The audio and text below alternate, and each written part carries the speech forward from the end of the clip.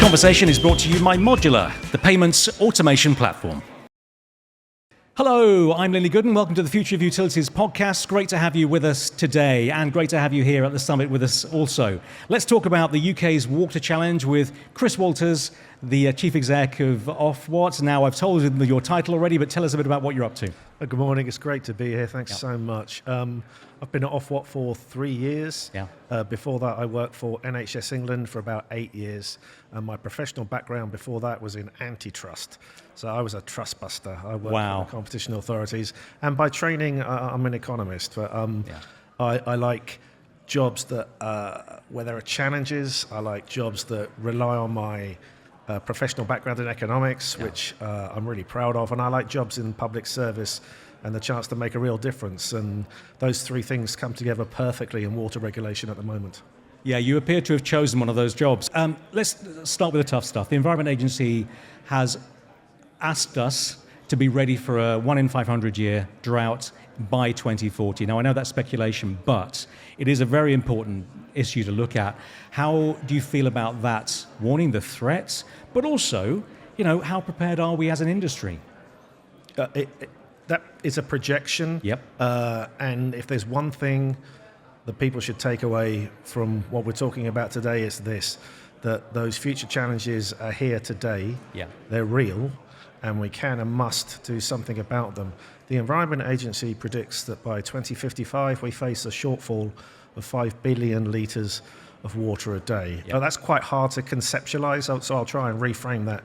We're sitting here on the 10th of June and the Men's Football World Cup kicks off tomorrow. So 5 billion litres of water, using a football analogy, is the equivalent of 4 Wembley Stadiums full of water a day. A more prosaic way of reframing that is that 5 billion litres of water is the equivalent of 22 million people leaving a tap on for 20 minutes. And we need an approach to do something about that. And I think there are 3 aspects to it. There is the record level of expenditure and investment that we gave the green light to in our most recent regulatory cycle called PR24. There is and how much is that? That's 104 billion. That was 104 billion pounds of expenditure and investment. It includes 1.7 billion pounds to roll out 10 million smart meters, the biggest ever smart meter rollout. It also includes more money for companies to improve their assets to reduce leakage. Now, leakage has come down over the last 5 years by about 9%, and that's good, but we need to go much further. So we've provided incentives and funding for companies to double the rate of improvement of leakage, to get that from a 9% improvement to a 17% improvement in leakage over the next 5 years, but we need to go further still. Yeah, when you hit the stratosphere of those sorts of numbers, it is difficult to quantify. But I suppose in some ways it's about bringing it down to us, the individuals, and how we can help, because it's helping us. And as you say, if we do things now, I mean, this is a classic trend. If you work now, perhaps you can head things off at the pass later on. Do you feel confident about that? Is that something that you would get behind, that if we can have a better conversation about water right now, because we're all feeling it, then perhaps we can all make that difference? Very much so. And I think there are 2 aspects to that. Public consent is incredibly important. Part of the solution here is about new infrastructure, but part of it's not. It's about changing our relationship with our water environment so we start to behave as stewards of that environment. Now, on the investment pipeline side, there's a £50 billion pipeline of 30 major projects over the next 15 to 25 years. That includes 9 new reservoirs. We haven't built a lot of reservoirs in this country for decades and decades and decades. It includes 9 new large-scale water transfer projects, and it includes a dozen other projects, for example, water desalination and water reuse. But that's not enough on its own. That extra supply will make up about a third of the 5 billion litre a day shortfall we face. The rest has to come from changing our relationship with water, and that's why we're launching a water efficiency campaign later this month. And what's that about? Is that going to develop a conversation? Is it going to do something practical? What are you? I mean, I guess what you're hoping for, but also how will we measure the results of that starting to work? Well, we are hoping for a behaviour change campaign to change behaviour.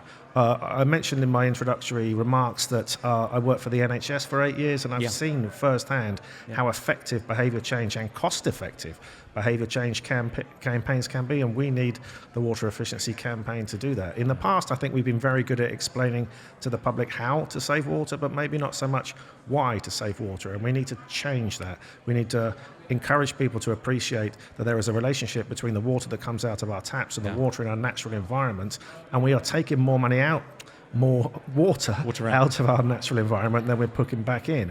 So a behaviour change campaign is designed to give people the awareness of that problem, give them the capability to do something about it through changing their behaviour, and the motivation and incentive to behave in that collective way.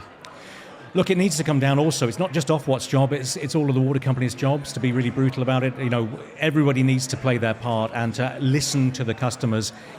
We may not want to be told to save water this summer again. So what can we all do to start to engage and start to honestly have a conversation? We are in the age of AI where we can have conversations very clearly, and a lot of us are doing it. So how can we start to listen, maybe find really innovative ways to make a difference so that water is saved and that we are all better off as a result?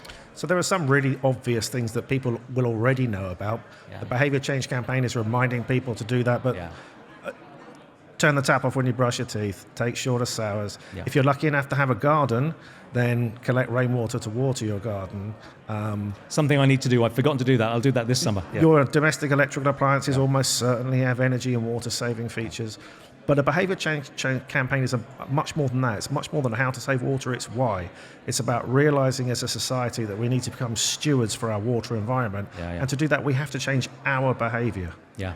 This conversation is brought to you by Modular, the payment automation platform. And Modular automates how money moves, delivering the efficiency, the accuracy and the reliability that your finance operations need to scale. Look, there's a big change happening. Ofwat, the Environment Agency, Natural England and the Drinking Water Inspectorate are coming together as a super regulator. Look, how do you make sure that this is one campaign that you're talking about, which is fantastic, and hopefully it will have an effect, but how do we not lose momentum? Or, how does the big picture not sort of fly away and become just a policy measure rather than something that we can all act on? It's incredibly important that there is public consent for the reforms that are taking place. The public wants and deserves better regulation than it's had in the past, and the government's ambitions as set out in the white paper exist to do that. But the public will give consent and support to that only if we see what we're getting for our money, what we see when our water bills have gone up. So in parallel with that reform program, we have to deliver the improvements that people are paying for, the improvements in the day-to-day services they receive for water and wastewater. They need to see these major projects being begun, and they need to engage with our water efficiency campaign, because all of that gives public legitimacy for the regulatory reforms. Trust is earned, isn't it? And I suppose so. The key thing, especially in this day and age and where we are with social media and where we are with communications, it's so important that people feel that they have power and that they can do something really positive, actually, because I think there's a real appetite for that. What would you like to see in terms of how we converse, how we make a change? And it needs to be done very quickly, so it's a bit of a crunch. Do it subtly, but do it quickly. How do we start to achieve that? Is there a mindset that we need to change? Is there some kind of behaviour we have to change? I think you've highlighted what I think is the crucial factor, which is trust. The water sector as a whole is not operating from a place of trust with the respecter and with the public, and we have to rebuild that. Now that begins by those of us in the sector trusting each other more. The relationship between the regulator and the regulated has been pretty antagonistic in the past. We just have to set that to one side, recognise collectively we need to do more so the public can see what they're getting and the public begins to trust us. Final thing, really, and it boils it down to a simple statement, which may not be possible, but in terms of the relationship between Ofwat and the water companies, and obviously us further down the line, what would you say in terms of building that relationship so that any difficulties that have been in the past can be put behind for the greater good? I think we need to buy into a shared vision. I would love a water sector that the nation can feel proud of. I would love companies that act as stewards for that water system of these precious resources, and on the journey between where we are and that place, I want regulation to be seen as an enabler of change and not a blocker to it. Yeah. My one rallying cry to the sector as a whole is let's get behind that vision. Yeah. Chris, thanks very much, and thanks for being honest with us. Really, really appreciate that. Thanks for joining us on stage. Thank you very much. Really nice. And that's it for now from the Future of Utilities podcast. Great to have you with us. Great to have our audience with us. Until next time, take care.